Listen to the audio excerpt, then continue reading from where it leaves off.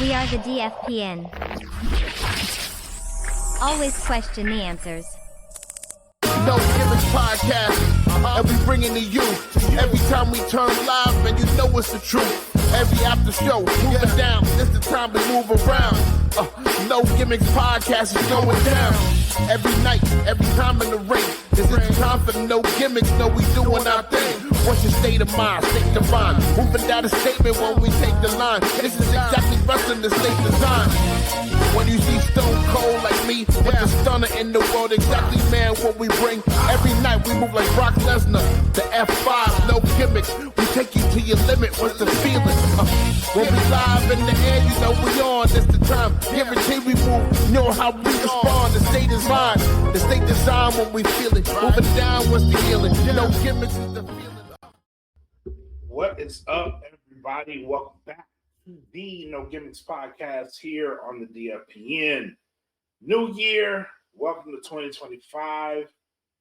New show, welcome to the new show. Before we get into that, if you read the description, if you paid attention to what we're posting, we have to address an elephant in the room. So normally when we do this show, it's myself and my co-host, the fabulous one, Frankie D. Frank decided to take a hiatus from podcasting. So going forward, the show will be just me. You'll be getting just me, but have no fear. I have decided to reformat the show. It probably would help if I had my mic close up on me. But yeah, my co-host, the fabulous one, Frankie D, he is going to be taking a hiatus. What's none but love, man. It's none but love. Hope you come back to the show. But if not, man, it's been real. Again, none but love. Take your time, do what you got to do. And the door is always open, my brother. You know what I mean? So with that being said, we did format the show a little differently now. Since it is going to be a one-man show for the time being, we will be having some guests on, hopefully some reoccurring guests. We'll have those guys on and talking some stuff. One of my big things that we're going to be doing for the year is diving back into the indies, because it was kind of a passion project for me that I kind of got away from, is interviewing the indie talent and starting at the ground floor, working my way up. If you guys really do follow me on all social media platforms, I don't want to plug myself. I'm so terrible about I'm terrible about that. But if you follow me, I did an interview with the Hardys over at BCP Plus. Shout out to BCP Plus for being so gracious and handing me that opportunity. But I ended up interviewing them, and that kind of reinvigorated my love for, just interviewing and going back to the ground floor, looking at some of these guys that we've had on the show before because they've grown. I want to reconnect to those guys and repump that back in that bloodline, that not bloodline, but that lifeline that we had back into the show. I thought we were on to something there, and the love is still there from the community. Shout out to Metroplex Wrestling, MPX. We did test a couple of things out over the Christmas holiday, and I liked it. So we're going to be going back to that, and on top of everything else that we've done, we'll be sticking strictly into the world of wrestling for a minute, because there's so much happening that I have to talk about it. So we'll talk about it, and that's going to lead me into the show, man. Welcome. We got a good one for you tonight. What I wanted to do, we had two big debuts. We had the debut of AEW on Max, which they haven't come out and said numbers yet. So once they do, we'll break those down too. But we did have another debut. Netflix, WWE Monday Night Raw is now, its home is officially on Netflix. Big debut, a lot of action, a lot of people talking about it. Let's break this down. Let's break down the numbers. Let's get into the show. Welcome to the No Gimmicks. Again, we're going to keep it 100% real, baby, 100% of the time. So with that being said, let's dive in.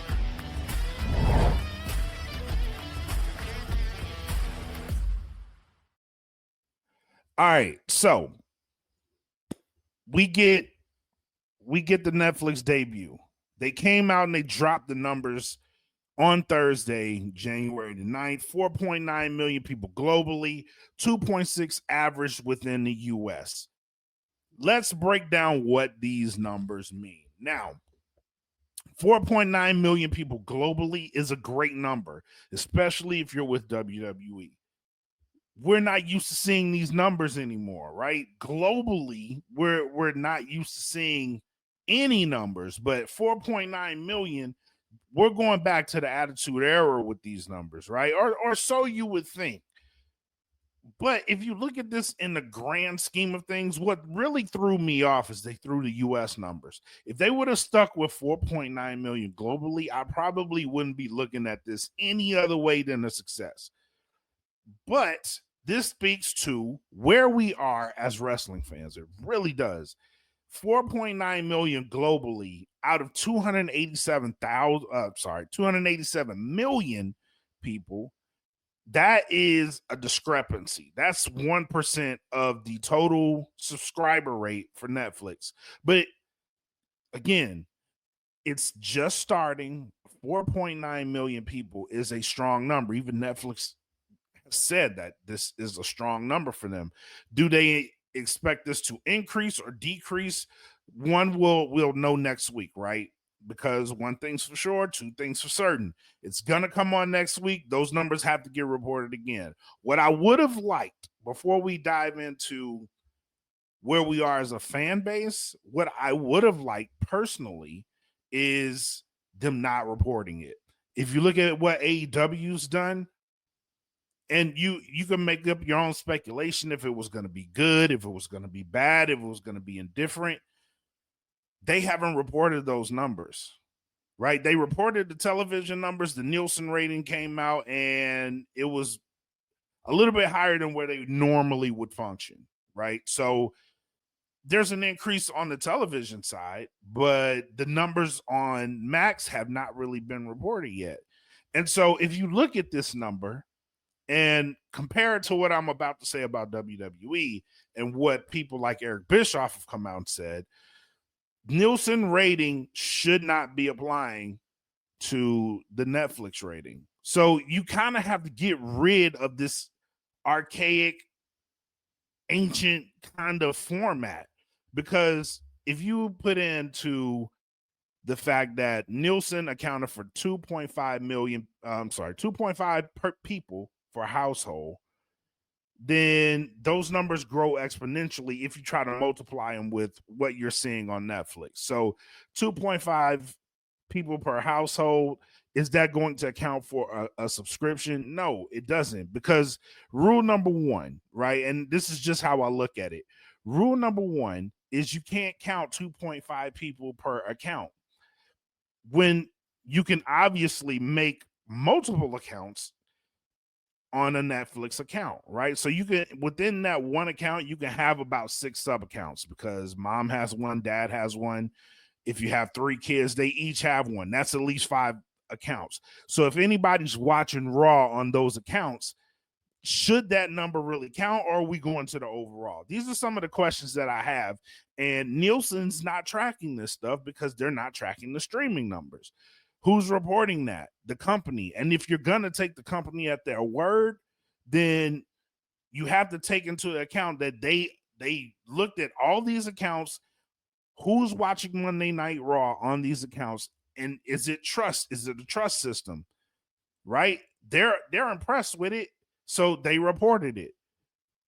If that's the trust system, all right, these numbers are the numbers.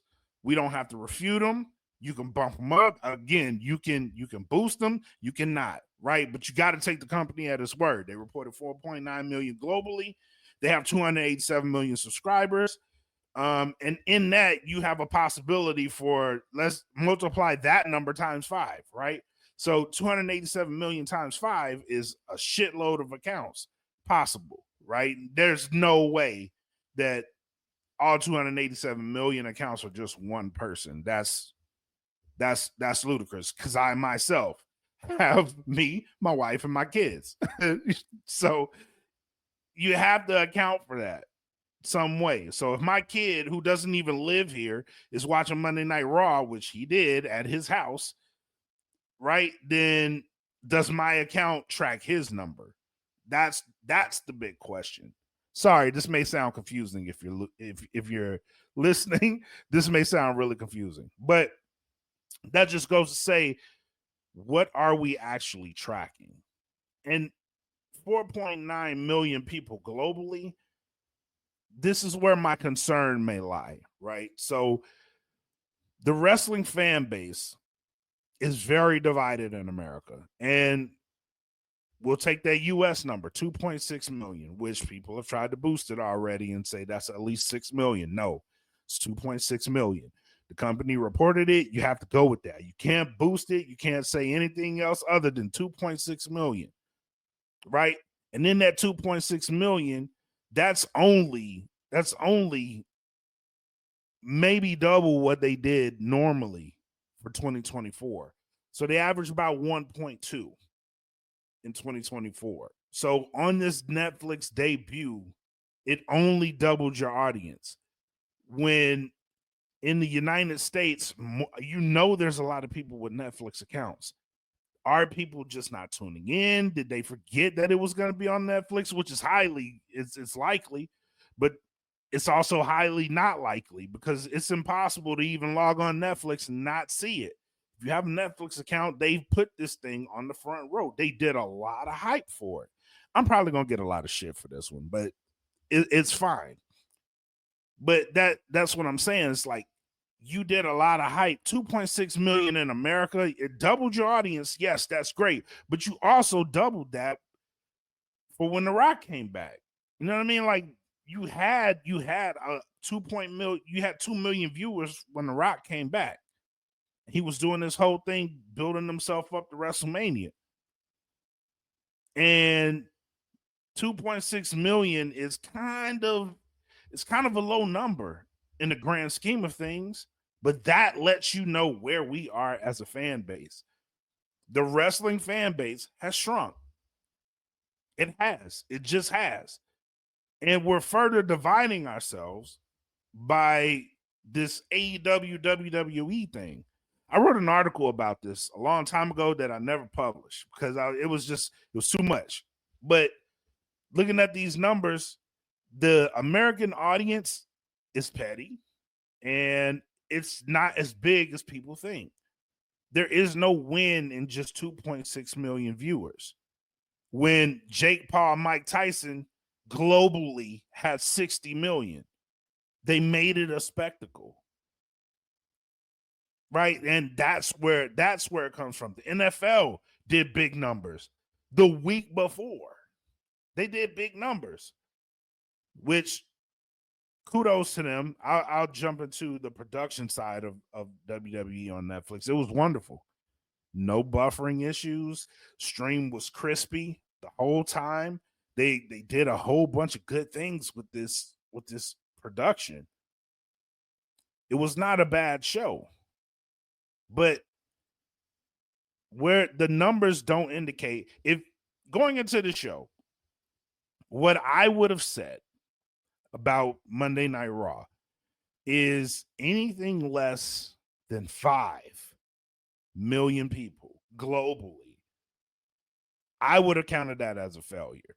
I'm leaning away from that now because 4.6 is like, it's there. The numbers are there for you to build on. Definitely. Is it a great number? Not really. But you have something that you can build on. Now, out of that 4.6 million, who's going to go back and tell someone to watch Monday Night Raw? That's the indicator. And that's what I'm saying. Like, next week is going to be really, really big for them. So we're building up to the Royal Rumble. We're getting ready to ramp up to WrestleMania season. You threw a lot at this debut, in which that's another issue. You threw so much at us. You have so many celebrities. What's going to happen when those celebrities are not there, right? What's going to happen when you don't have a Rock? Cena's back, but is he going to be back every week? Hogan, we're not going to talk about Hogan. We are not going to talk about Hogan. Yeah, Undertaker there. The only person really you didn't have there that added so much history to Monday Night Raw was the one you could have replaced him with, Hulk Hogan, right? You could have replaced Stone Cold Steve Austin for Hogan, so it's apples to apples, the conversation. But again, these types of things are going to affect. Am I going to tune in for the nostalgia? Did I get enough out of this debut for me to want to tune in? And that's really up to the people that watch, because you had 3 hours of television and you have 4 matches and a lot of fluff around it, right? Am I going to tune in? You have PLE level matches, but is that going to be enough for me to tune in next week?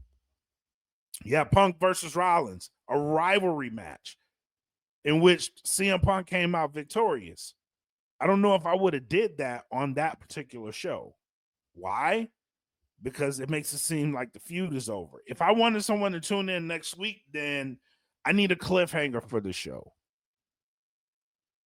There were things that I would have done differently.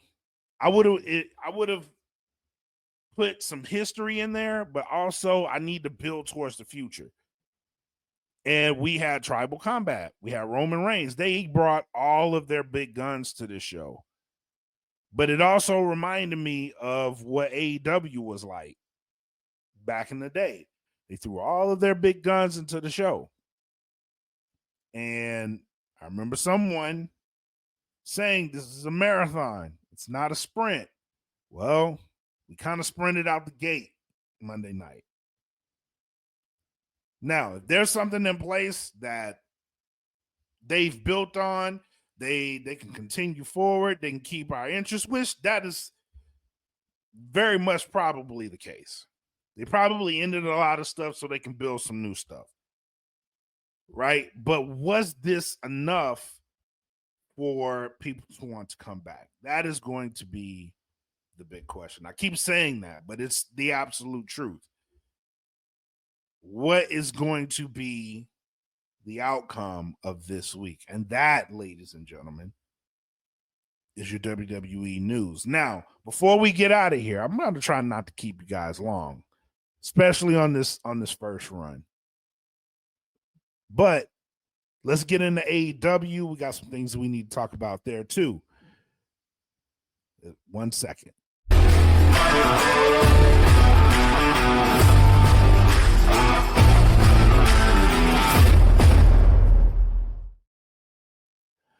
All right, AEW. They also kind of sprinted out the gate with theirs. They what they did, I liked for their Max debut. They brought stories. They left me on cliffhangers. They also announced that Kenny Omega was going to be coming back. We had a pay-per-view, World's End, that led us out of that show led us out of as the Max debut. We had people returning that were going to be a part of this show. I think, for all intents and purposes, they are starting already to build towards July in Arlington, Texas. I do think that. But one thing that got announced today has me really concerned of where we are going to be in 2025. It looks like we're going to start losing people in 2025 because what they announced it wasn't really them that announced it. Sean Ross Sapp of Fightful announced that Malachi Black's contract may have been up. And we've seen on Dynamite that Buddy Matthews wrestled Will Ospreay. Will Ospreay won. And then they went to this whole promo about if you need a guy, you don't need Malachi Black leading you guys. You guys can be tag team champions, blah, blah, blah. It looks like we're going to be in that year where They're going to be losing people. Now, we know Malachi Black is really a WWE guy. We know that. But who else in AEW is going to be walking out the door, right? And I talked about this on an earlier podcast. What do we do with the people that are in AEW and they are unhappy? You got to let these guys go. And that's being nice. You can't keep these guys on the roster. And if they're unhappy, if they're not being productive, like this should be the year that contracts get not, I don't want to say terminated, but you get an amicable end on both sides to contracts. You just have to, because you're building up to All In. You pretty much have you should have an idea of what All In is going to look like, who you want to be in those events, and you should start building towards that. Just like WWE is building towards WrestleMania. WrestleMania is in April. They've been building towards it since Survivor Series. You got to start putting these blocks into place and taking people on the ride. It needs to be transparent, and I don't feel like it has been. And that piece of news just let me know, it's 2025 is probably going to be a year to where we lose a couple people. Malachi Black's one. We may lose Britt Baker. Who knows? There's a bunch of people that may be on their way out. Ricky Starks, if they come to a conclusion. We already know that Penta's going to make his debut. He didn't make his debut last week due to time constraints on the show, which that is insane. But we know he's there. We know that his tag team partner should be on his way out later this year. Right? So we should be approaching some of these endings, particularly with the people that are unhappy and they haven't been doing anything with. And I hope that continues to be the case. I know Tony doesn't want to be that type of guy, but if there's any year that you need to start doing that, it's this year. You just renewed a TV rights deal.